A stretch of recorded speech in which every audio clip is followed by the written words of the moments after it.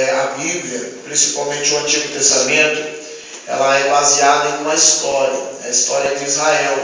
Então, se você for ver, uma coisa se encaixa com a outra.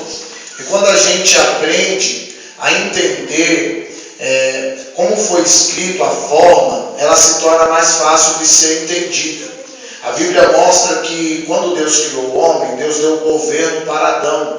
Só que depois de Noé, o que aconteceu?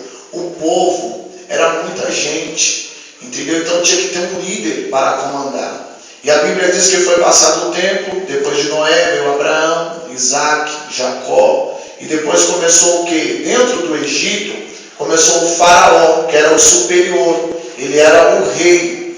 Só que a nação de Israel não tinha rei, a nação de Israel tinha juízes, eram pessoas que cuidavam. Os juízes eram praticamente um presidente. Quando Ana teve Samuel, ela teve a maior honra da sua vida, não só de ter um filho homem, mas de ter também um filho que era profeta, sacerdote e juiz. Ele era o homem e o cargo mais elevado que havia na nação de Israel, porque ele tinha uma tripla unção na sua vida. Ele tinha 3 unções e um homem só. E a Bíblia mostra que ele unge o primeiro rei de Israel, que era Saul.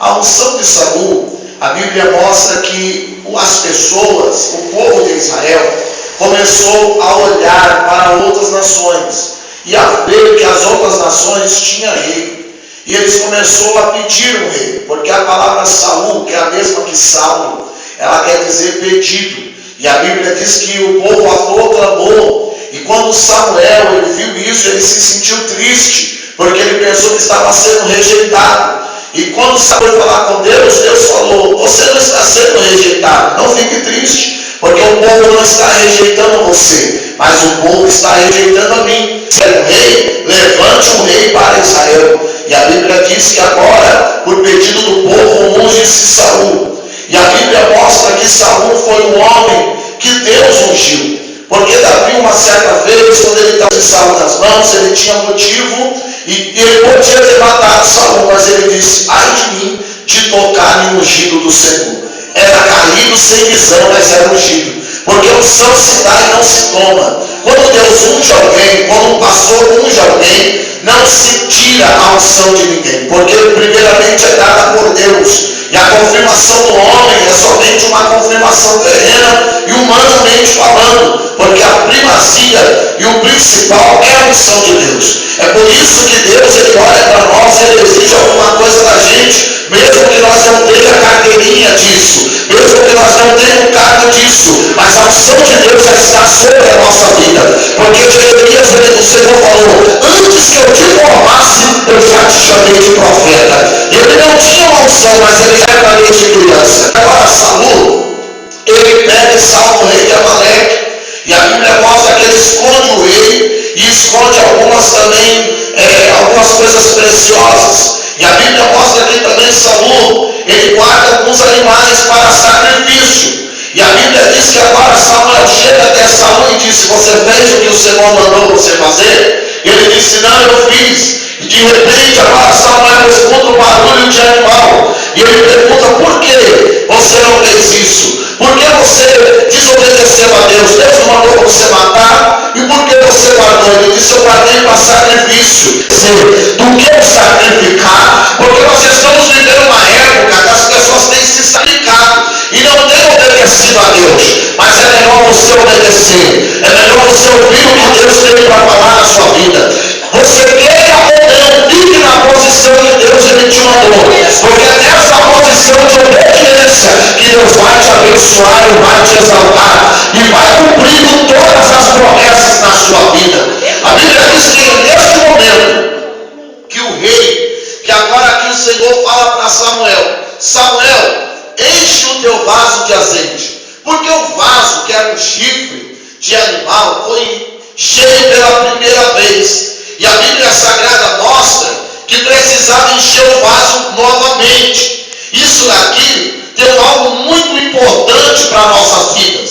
Porque todas as pessoas querem pregar, querem cantar, querem fazer a obra, mas nós precisamos precisamos ter a unção de Deus. Jesus deu 3 ordens, só que elas não estão nas ordens, mas nós possamos colocar na ordem. A primeira ordem que Jesus deu, a primeira ordenança, ele diz assim: vinde a mim. A primeira ordem é vinde. A segunda ordem é ficar em Jerusalém. E a terceira ordem é ir por todo o mundo e pregar o Evangelho.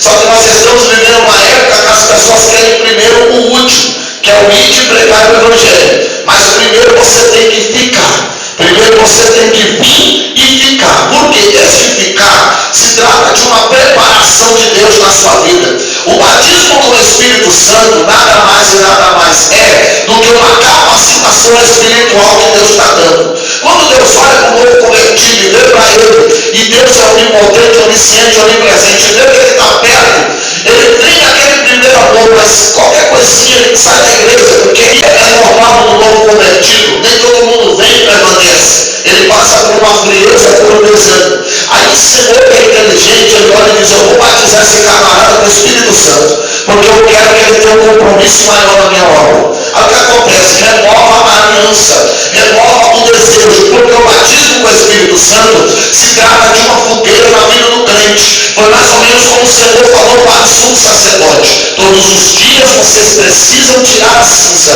varrer a cinza do altar, colocar lenha e colocar fogo. E para nós termos o Espírito Santo na nossa vida todos os dias, não é de vez em quando, uma vez por mês ou quando der, é todo dia. Tem que tirar a cinza, colocar lenha e colocar fogo, porque a lei do holocausto é essa: o fogo arderá continuamente sobre o altar e ele não pode ser apagado. Se você não tirou cinza hoje, ainda dá tempo neste culto. Se você não colocou lenha no teu altar, ainda dá tempo, porque o fogo é Deus que vai mandar na tua vida. Isso é fácil, Samuel. Se prepara, porque eu vou te enviar, e para mim te enviar você precisa estar com o vaso cheio. Fala para o seu irmão: como está teu vaso?